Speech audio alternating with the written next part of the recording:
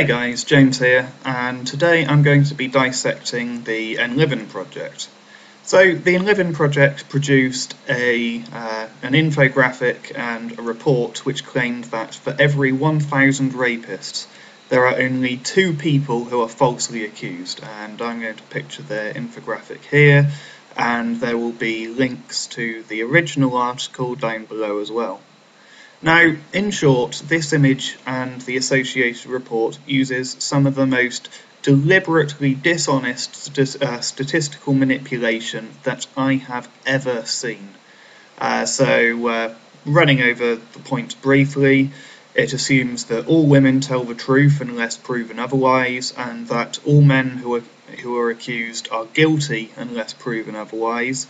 It also assumes that there is only one victim per rapist, and it uses the extreme ends of estimates from their own sources to reduce the number of falsely accused down by a further 73.3%.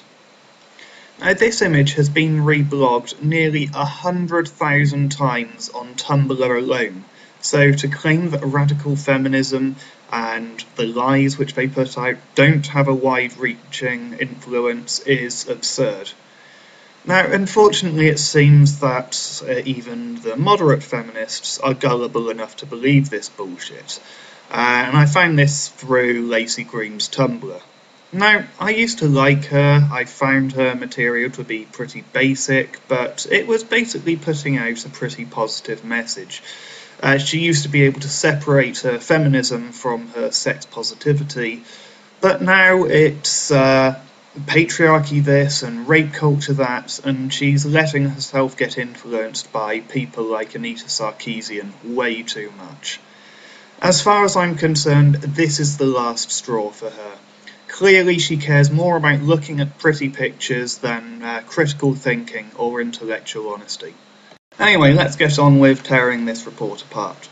So, quote, 2 key figures drive that point home. A reporting rate of 10% and a false reporting rate of 2%. Now, it's these 2 figures which are most disputable. The statistics for those who face trial and those who are convicted in proportion to the reported rate isn't really disputable. You've got, you've actually got a decent paper trail there. But when it comes to false reporting and people who don't report, obviously it's far harder for you to get those statistics. But using their sources, because they do provide a reasonable amount of sources there.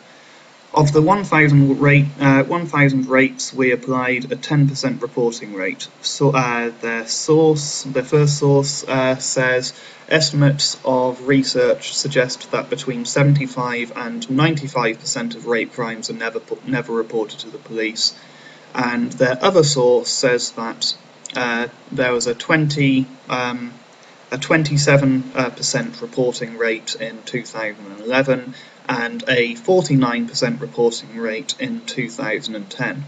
So how the fuck did they end up with a 10% reporting rate? Averaging those figures gives you 25%.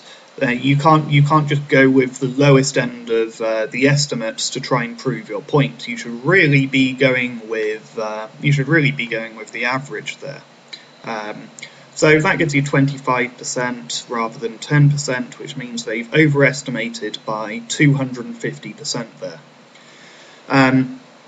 So out of 100 rates reported, 2 are false accusations. The 2% false accusation rate was applied only to the number of reported rapes. Now, their source for this says that when methodologically rigorous research has been conducted, estimates for the percentage of false reports begin to converge around 2 to 8%. And so the average of 2 and 8% is 5%. So again, they decided to go with the absolute lowest end of the estimate, which means that their false reporting rate is 2.5 times less than what we're actually getting when we look at their own fucking sources.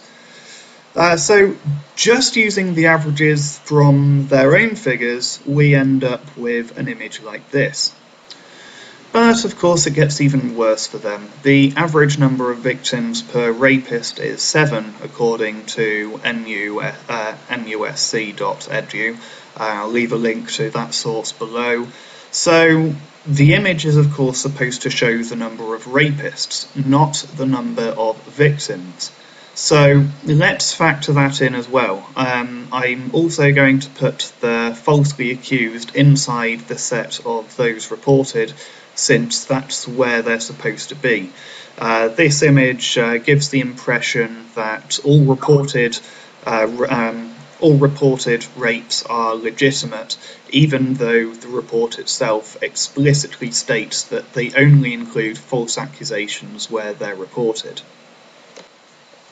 So, as I've said before in other videos, studies into provably false rape claims range from 1% to 90%.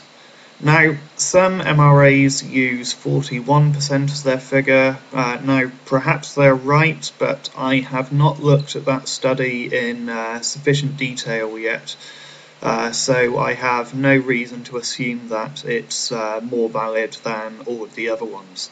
So what I shall do to give a very unbiased figure is to take all of the studies on Wikipedia, add up the total number of false claims and divide that by the total number of claims, and that gives us 12.8%, and that's basically a very crude way of doing a meta-analysis. So since I was generous enough to round up 107.14 rapes to 108, I shall round 12.8 up to 13, which gives us this image. Now, this certainly paints a very, very different picture to what the Enliven project was trying to tell us first of all. But, oh wait, there's more.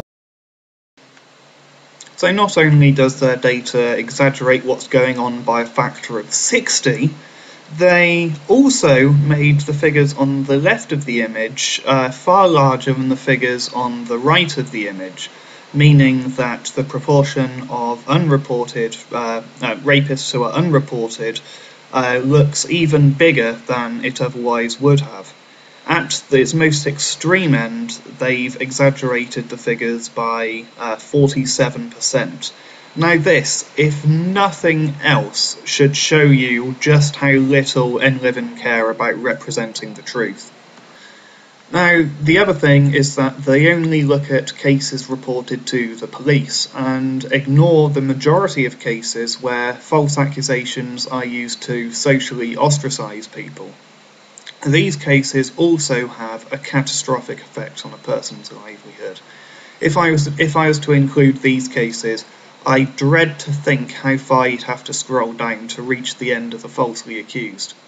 I was extremely generous not putting any of the falsely accused in with the face trial or jailed category, but unfortunately this is not the case. It's very difficult to get actual statistics for falsely convicted rates, but digging around the data released by the Innocence Project, I found the following. Rape convicts account for 169 of the 305 people released by the Innocence Project. That's 55.4%. If I was to include sexual assault as well, it's about 75%. Now, 36.1% of those have received no compensation, and their average jail time was 16.25 years. Also, racism continues to be a significant factor in wrongful convictions. 29% of people in prison for rape are black, yet 64% of the people who are wrongly convicted of rape and then exonerated through DNA were black. Moreover, most sexual assaults in America are between perpetrators and victims of the same race. The federal government says that it's about 12% of sexual assaults are cross-racial. But 2/3 of all black men exonerated through DNA evidence were wrongfully convicted of raping white people. Now, if this isn't evidence enough of the failure of due process, then read through the article which I'm going to link down below from the False Rape Society. We need to start taking false allegations seriously. Even if they don't lead to conviction, they can ruin people's lives, and the people who make provably false claims should be held responsible for their actions.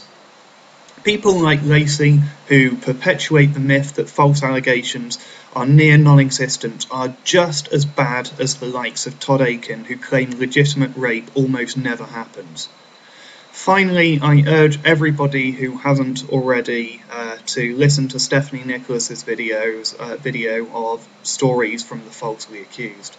So thanks for watching, everybody, and I shall see you again soon. Bye for now.